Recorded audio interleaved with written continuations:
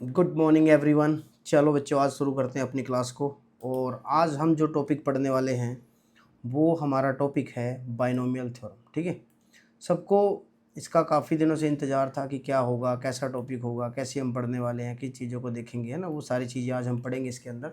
देखो, अगर मैं बात करूं बच्चों की, क्लास को स्टार्ट करने से पहले मैं इसके बारे में कुछ बता दूं कि एनडीए की क्लास की लिए हम इसको पढ़ रहे हैं बेसिकली। तो एनडीए की क्लास में इसकी जो वेटेज रहती है वो 2 से 3 मार्क्स की रहती है, 2 से 3 क्वेश्चन की रहती है बेसिकली। ठीक है ना, या तो 2 क्वेश्चन होंगे या फिर 3 क्वेश्चन होंगे। ठीक है ना, इस तरीके से आएगी बच्चों। ठीक है, ओके, क्लियर होगी सबको बात इतनी? ओके जी, डन। 2 से 3 क्वेश्चन आपके बनेंगे। और अगर 2 से 3 क्वेश्चन बनते हैं तो इसका मतलब मैं ये कह सकता हूँ कि 2.5 से मल्टीप्लाई करके 7.5 नंबर। और इसका जो बच्चों क्वेश्चन आता है ना वो बहुत ही सिंपल लेवल पे आता है। ठीक है ना, इसकी थ्योरी आपको याद होनी चाहिए। थ्योरी अगर आपको याद होगी तो आप इसके सारे क्वेश्चन कर पाएंगे। थ्योरी के ऊपर मैं थोड़ा कंसंट्रेट करूंगा, बताऊंगा कुछ शॉर्ट ट्रिक आप लोगों को कि किस तरह से बाइनोमियल थ्योरम बनती है, किस तरह से हमें उनको करना है बेसिकली। ठीक है, ओके, डन। चलिए भी स्टार्ट करें फिर आज की क्लास को स्टार्ट करते हैं। सबसे पहला नाम बच्चों ये है कि व्हाट इज़ बाइनोमियल थ्योरम, कि बाइनोमियल थ्योरम है क्या चीज़, है ना। देखो, मैं कुछ आपको बताता हूँ पहले कि बनती कैसे है बाइनोमियल थ्योरम। अगर मैं बच्चों करता हूँ कि a प्लस में b का पावर में 0 कर देता हूँ तो मेरा आंसर कितना आएगा? 1। अगर मैं a प्लस में b की पावर में क्या कर देता हूँ? 1, तो मेरा आंसर कितना आएगा? a प्लस b आएगा। अगर मैं a प्लस में b की पावर में 2 कर देता हूँ तो मेरा जो आंसर आता है बच्चों वो कितना आता है? a square plus 2ab plus में b स्क्वेयर, ये मेरा आंसर होता है। अगर मैं a प्लस में b का होल क्यूब कर देता हूँ, होल क्यूब कर देता हूँ तो मेरा आंसर कितना आएगा बेसिकली, है ना। कैसे आंसर बनाते हैं फिर हम इसका? हम बनाते हैं बच्चों a क्यूब प्लस में 3a स्क्वेयर b प्लस में 3ab स्क्वेयर और प्लस का क्या हो जाएगा? b क्यूब बन जाएगा। तो आज तक जो हम पढ़ते आए हैं ना वो इस तरीके से हमारी जो बाइनोमियल का मतलब समझ गए ना आप, जिसके अंदर 2 ही टर्म होंगी बेसिकली, a और b, x और y, कुछ भी ऐसा कह सकते हैं। 2 टर्म में जिसके अंदर होगी वो बाइनोमियल कहलाएगी और उसकी पावर में कुछ दिया होगा और उसको खोलना आपको। मतलब अगर मैं एक्सपेंशन की बात करता हूँ ना, अभी हम जिसको सोल्व करने वाले हैं ना, हम सोल्व करने वाले हैं बच्चों a प्लस बी की होल पावर कितना? n। तो ये जो एक्सपेंशन खुलता है ना, इस एक्सपेंशन को बोला जाता है बाइनोमियल थ्योरम। अब ये एक्सपेंशन कैसे खुलेगा? हमें तो आज तक a प्लस बी का होल स्क्वायर और a प्लस बी का होल क्यूब पड़ा हुआ है बेसिकली। तो ये खुलेगा कैसे? अब इसी बात को मुझे समझाना है आप लोगों की कैसे खुलेगा। अब देखो बच्चों कि अगर मैं क्वेश्चनों की बात करता हूँ कि किस तरह की चीज़ें हमें पढ़नी है। अब देखो, ये जो पावर में लिखा होता है ये क्या होता है? ये n की वैल्यू होती है बेसिकली। क्या होती है? n की वैल्यू होती है। अब ये n की वैल्यू जो भी होगी ना, टर्म हमेशा एक ज़्यादा बनेगी। देखो, n की वैल्यू अगर 0 है तो टर्म कितनी बन गई? 1। अगर n की वैल्यू 1 है तो टर्म में कितनी बन गई है? 2। अगर n की वैल्यू 2 है तो टर्म में कितनी बन गई है? 3। अगर 3 है तो 4, 5 है तो 6, है ना। इस तरह से बनती है। तो अगर यहाँ पे अगर मैं बात करूँ a प्लस बी की होल पावर में n, तो इसमें टोटल टर्म में कितनी होंगी? इसमें टोटल टर्म में होंगी n प्लस 1 टर्म बनेगी। तो टोटल जो टर्म में बनती है ना वो n से एक ज़्यादा बनती है हमेशा। पहला बात तो ये आपको याद रखना है। दूसरी बात आप क्या याद रखेंगे? दूसरी बात ये याद रखेंगे कि a जो है हमारे पास, a जो है उसकी पावर n होगा और b की पावर भी n होगा। फर्स्ट और लास्ट टर्म जो भी रहेगी, फर्स्ट टर्म और लास्ट टर्म जो भी रहेगी उसकी जो पावर होगी ना वो n के बराबर होगी भाई। ठीक है ना, फर्स्ट और लास्ट टर्म जो होगी, फर्स्ट और लास्ट टर्म जो होगी वो उसकी जो पावर होगी ना वो n के बराबर होगी। देखो, आप हर क्वेश्चन में देखें, इसकी n की वैल्यू 1 है तो फर्स्ट और लास्ट टर्म की पावर भी 1 है। n की वैल्यू 2 है तो फर्स्ट एंड लास्ट टर्म की पावर भी 2 है। n की वैल्यू 3 है तो फर्स्ट एंड लास्ट टर्म की पावर भी कितनी है भाई? 3 है। तो इस तरीके से हम इस चीज़ को देखते हैं कि फर्स्ट और लास्ट की पावर क्या रहेगी बेसिकली, वो हमारे पास सेम रहने वाली है। उसके बाद दूसरी बात ये करते हैं कि अगर पहला जो टर्म है वो a है, सेकंड टर्म अगर b है मेरे पास, तो फिर मैं अगर यहाँ पे देखता हूँ a प्लस बी के होल स्क्वायर में a का स्क्वायर था पहली टर्म, दूसरी टर्म क्या होगी? a की पावर 1, तीसरी टर्म क्या होगी? a की पावर 0। तो a तो खत्म ही हो गया। मतलब a की जो पावर है ना वो डिक्रीज होते चलती है भाई जब हम बाइनोमियल एक्सपेंशन को सोल्व करते हैं। तीसरी बात क्या है बच्चों, इसमें भी देख लो जरा एक बार, a आपकी पहली टर्म है, a क्यूब लिया, a स्क्वायर हुआ, a हुआ, a की पावर 0 हो गया। अब अगर आप सेकंड टर्म की बात करें, जैसे b की मैं बात कर रहा हूँ, ये b पड़ा है, तो b की अगर बात करें तो यहाँ b की पावर क्या है? 0। यहाँ b की पावर क्या है? 1। यहाँ b की पावर क्या है? 2 है। b की पावर क्या है? 3 है। तो जो b है मतलब सेकंड टर्म जो हमारी बाइनोमियल एक्सपेंशन में होगी उसका जो पावर होगा वो इंक्रीज होते हुए चलता है। और जो फर्स्ट टर्म होती है उसका जो पावर है वो क्या चलता है, डिक्रीज होते हुए चलेगा बेसिकली, ठीक है। तो इसके अकॉर्डिंग ना हम एक चीज़ बना के देखते हैं। पहले मैंने कहा a प्लस बी की होल पावर में 4 कर दो भाई, तो इसको खोलते हैं अभी, इसको खोल देंगे। अगर इसको खोलेंगे ना तो इसका क्या आंसर बनने वाला वो हमें देखना है बेसिकली, क्या आंसर बनेगा समझे ज़रा एक बार।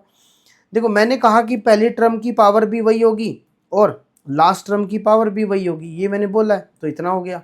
उसके बाद पहली और लास्ट टर्म का जो कोफिशिएंट होता है ना, अगर ए और बी गिवन है तो वो हमेशा 1 रहेगा भाई, ये भी आप बात आपको याद रखनी है।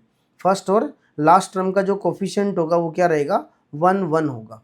तो पहली पावर होगी ए की पावर 4, फिर मुझे क्या करना था, ए की पावर 3 हो जाता, फिर क्या करना था बच्चों, ए की पावर 1 हो जाता, फिर मुझे क्या करना था, ए की पावर 1, ऐसे 4 3 2 1 और बी की पावर 4, यहाँ पे ए की पावर 0। और मैंने कहा था कि बी की पावर तो क्या होती रहेगी, इंक्रीज होती रहेगी, तो इसके अंदर बी की पावर 1 आएगी, इसके अंदर बी की पावर 2 आएगी, इसके अंदर बी की पावर कितनी आ जाएगी, 3 आ जाएगी। और इन सब के बीच में कैसा साइन रहेगा, प्लस का साइन होगा अभी बेसिकली, इसके बीच में कैसा साइन होगा, प्लस का साइन होगा। और इसके साथ साथ अब क्या क्या चीज़ें आने वाली हैं इसके अंदर, बस हमारा ये रह गया कि 1 3 3 1 है ना, जो हमारे कोफिशिएंट है। तो पहले का कोफिशिएंट तो सेम होगा, दूसरे का कोफिशिएंट क्या होगा यहाँ पे 4, तीसरा क्या होगा 6, चौथा क्या होगा 4, इस तरीके से होगा। तो ये a प्लस बी की होल पावर में 4।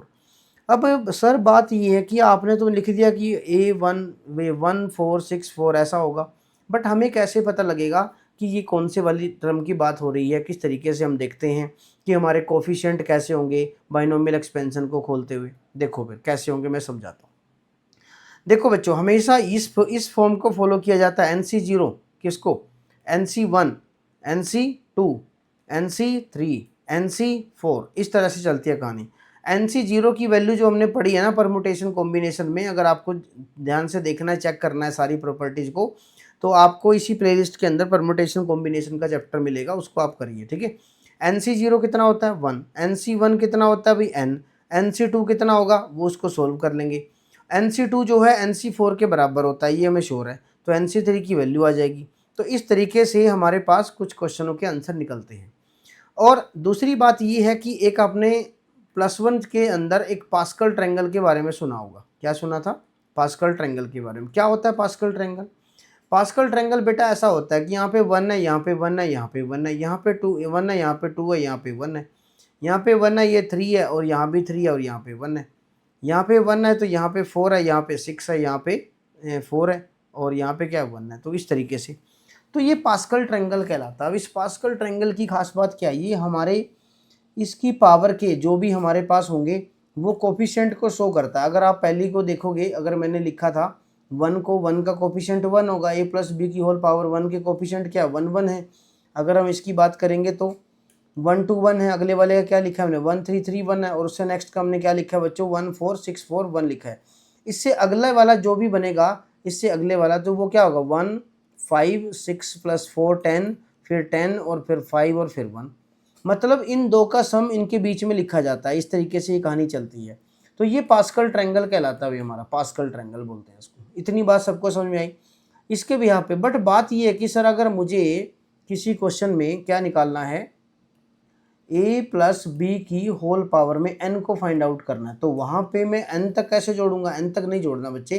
तभी मैंने बताया है कि आपको इस फॉर्म का यूज़ करना है। कौन सी वाली फॉर्म का, NC0 NC1 NC2 NC3 NC4, ये सारे आपको यही वाले नंबर देते हैं जिसकी हम बात करते हैं। तो देखो a प्लस बी की होल पावर n को खोलते हैं अभी। सबसे पहले मैं क्या लिखूंगा NC0 आएगा और a की पावर में क्या आ जाएगा n आ जाएगा, उसके बाद प्लस का साइन लगेगा, फिर आएगा NC1, a की पावर ना कम होती रहती है, ओके, और b की पावर बढ़ती रहेगी। अब प्लस करेंगे हम NC3 आएगा, a की पावर में क्या जाएगा n-2 हो जाएगा और b की पावर में क्या हो जाएगा 2 हो जाएगा, ये NC2 कहलाएगा बच्चों, ठीक है। प्लस अगर करेंगे हम NC3 होगा और a की पावर में n-3 बनेगा और b की पावर में भी 3 बन जाएगा। इस तरीके से हमारा बाइनोमियल एक्सपेंशन ओपन होता रहेगा। NC4 प्लस में क्या हो जाएगा NC4 और a की पावर में क्या जाएगा NC4, a की पावर में n-4 और b की पावर में क्या चला जाएगा 4, और ऐसे चलते चलते जो लास्ट वाला टर्म रहेगा वो NCn, a की पावर में 0 और b की पावर में n कहलाएगा। तो तो ये जो हमने एक्सपेंशन ओपन किया है, ये एक्सपेंशन हमारा बाइनोमियल एक्सपेंशन कहलाता है। ठीक है जी। अब देखो भाई इसमें क्या क्या चीज़ें आपको याद रखने वाली है। आपको एक तो ये याद रखना कि NC0, NC1, NC2, NC3 ऐसे चलता रहेगा हमेशा। दूसरा क्या याद रखना है, ए की पावर में ना हमेशा n माइनस ये वाली चीज़ जाएगी। ए की पावर में क्या जाएगी हमेशा, n माइनस, ए की पावर में n minus 0, n minus 1, n minus 2 ये जाएगी। और b की पावर में हमेशा वो जाएगा जो c के पैर में होगा। c के पैर में यहाँ पे क्या है, देखो 4 है तो b की पावर में कितना गया 4, c के पावर में n है तो b की पावर में n है, c की पावर में 3 है, पैर में 3 है तो b की पावर भी 3 जाएगी। तो ये हमारा एक बाइनोमियल क्या कहलाता है, एक्सपेंशन कहलाता है बच्चों। ठीक है ना, इतनी बात सबको समझ में आई है मेरे ख्याल से। अगर सबको समझ में आई है तो अब मैं इसको थोड़ा डिटेल में लिखते हूँ, एक ही लाइन में सम अप करते हैं इसको कि किस तरह से इसको अप्रोच करेंगे और क्या इसके आंसर रहने वाले हैं हमें। ठीक है, ओके। अब हम लिखता हूँ, मैं दोबारा से लिखवाता हूँ आप लोगों को कि a प्लस बी की होल पावर में n को किस तरह से ओपन किया जाएगा। तो हम लिखेंगे NC0 a की पावर में n प्लस NC1 a की पावर में क्या चला जाता है n माइनस 1 और b की पावर में 1 प्लस NC2 a की पावर में चला जाता है n माइनस 2 और b की पावर में 2। ठीक है जी। और लास्ट में जो टर्म लिखेंगे हम वो क्या लिखेंगे बच्चों, NCn b की पावर में n। तो ये मेरे पास a प्लस बी का क्या कहलाएगा, बाइनोमियल एक्सपेंशन, और इसको बोलते हैं हम बाइनोमियल थ्योरम। क्या बोलते हैं इसको, बाइनोमियल थ्योरम। इसके अंदर कुछ और एक्सपेंशन हम देख सकते हैं अभी।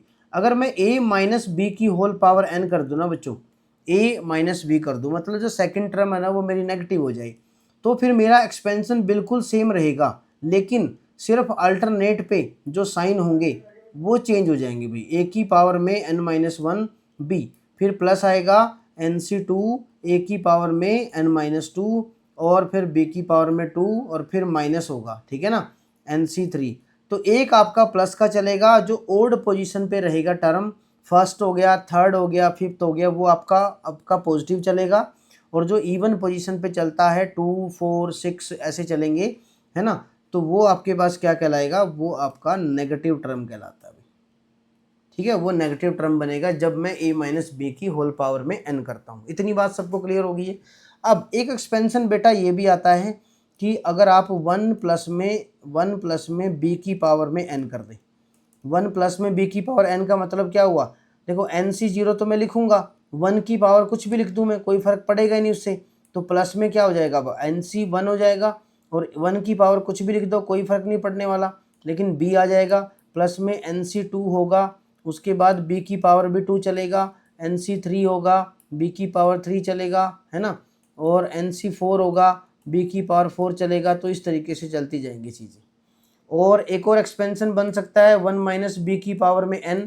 कैसे होगा, एक पॉजिटिव आएगी, मतलब ओड पोजीशन पे जो वैल्यू होंगी वो पॉजिटिव रहेंगी, और जो इवन पोजीशन पे वैल्यू होंगी वो आपकी नेगेटिव रहेंगी बच्चों। ठीक है ना, तो ये बात आपको हमेशा याद रखनी है भाई। ठीक है, ओके जी। तो ये आपको 4 के 4 एक्सपेंशन को हमेशा याद रखना है, पूरी बाइनोमियल के अंदर आप इसको याद रखेंगे।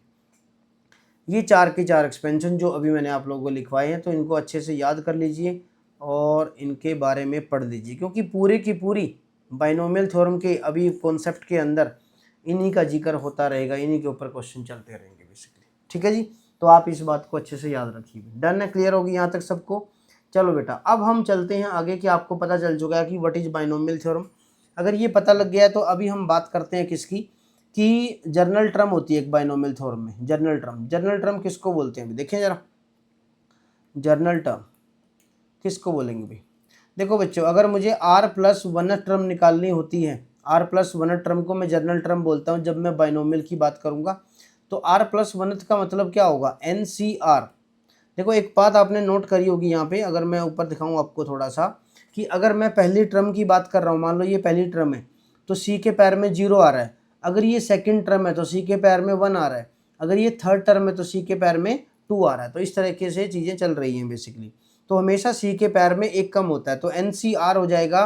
a की पावर में क्या जाता है, n माइनस आर जाएगा, और b की पावर में क्या चला जाएगा, r चला जाएगा।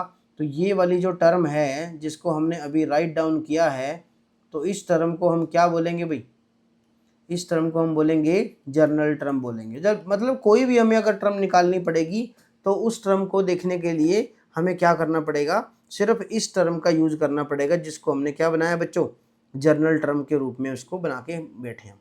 ठीक है, इतनी बात सबको क्लियर होगी है?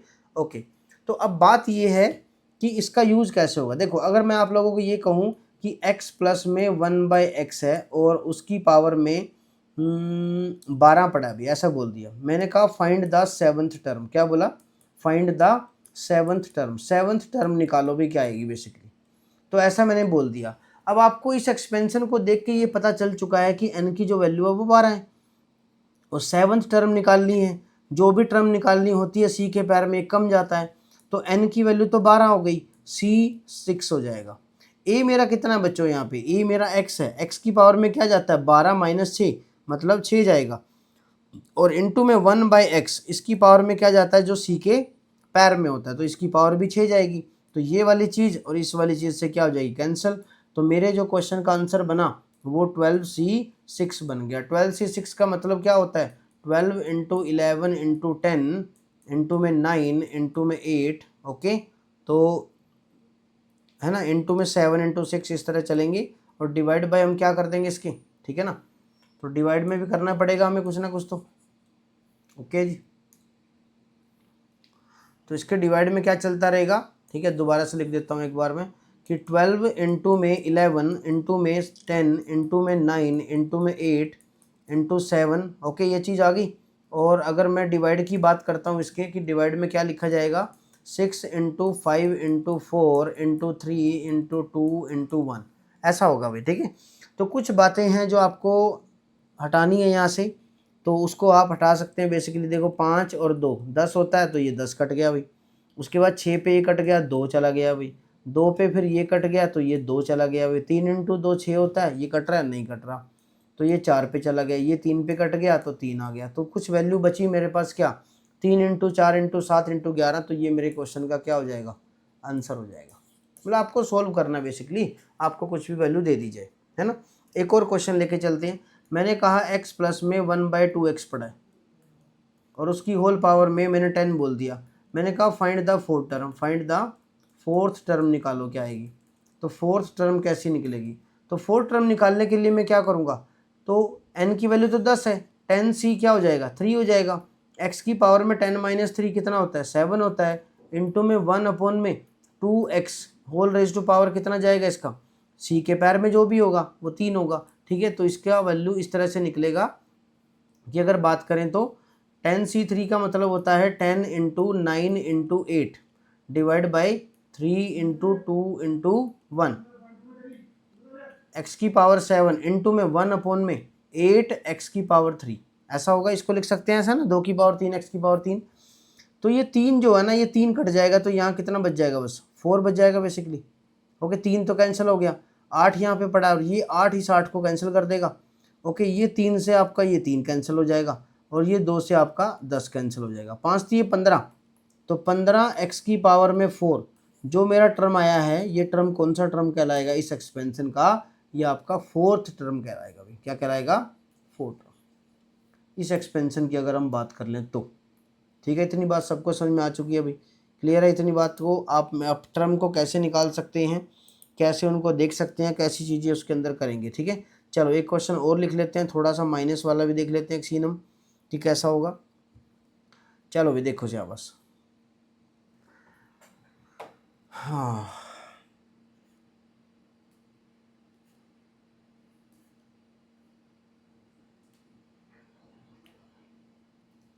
Right click,